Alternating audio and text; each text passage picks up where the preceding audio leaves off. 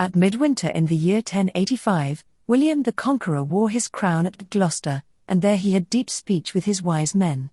The outcome of that speech was the mission throughout all England of barons, legates or justices charged with the duty of collecting from the shires a description of his new realm. The outcome of that mission was the work preserved for us in 2 manuscript volumes, which within a century after their making had already acquired the name of Domesday Book.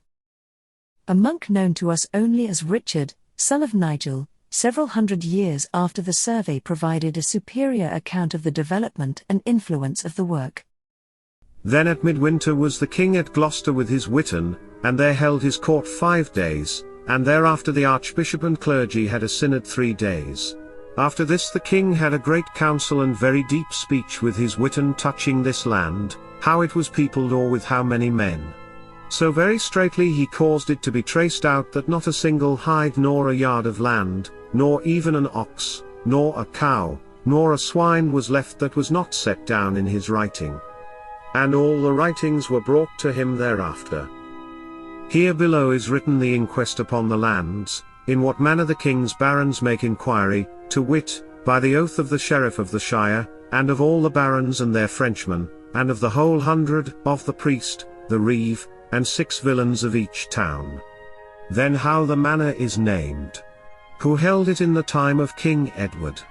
Who holds it now? How many hides? How many ploughs? How many men? How many serfs? How many freemen? How many sosmen? How much wood? How much meadow? How many pastures? How many mills? How many fish ponds? How much has been added or taken away? How much it was worth altogether, and how much now? How much each freeman or sockman there had or has? This book is called Domesday by the natives, that is the day of judgment by a metaphor, for just as the award of that last stern and terrible trial cannot be evaded by any subtlety of pleading, so when a dispute has arisen in the realm touching the things there noted, once the book is referred to, its award cannot be derided or with impunity defied.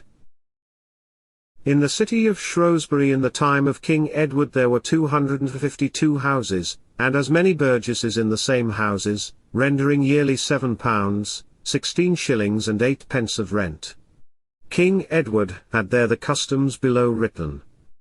When the king lay in this city, 12 men of the city of the better sort served him, keeping watch over him.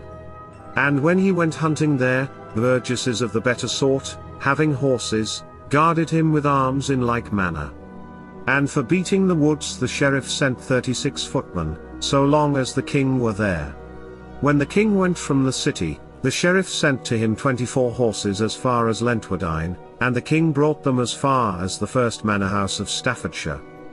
The king had there 3 moneyers, who, after they had bought their money dies, on the 15th day gave each to the king 20 shillings. And this was done at the change of coinage. In all, this city rendered £30 a year. The king had 2 parts, and the sheriff a third. The English burgesses of Shrewsbury say that it is a great burden to them that they render the whole geld as it was rendered in the time of King Edward, although the Earl's castle has occupied 51 dwellings, and 50 other dwellings are waste, and 43 French burgesses hold dwellings which gelded in the time of King Edward, and the Earl has himself given to the abbey which he is building there 39 burgesses, who in like manner formerly gelded with the others. In all there are 200 dwellings less 7, which pay no geld.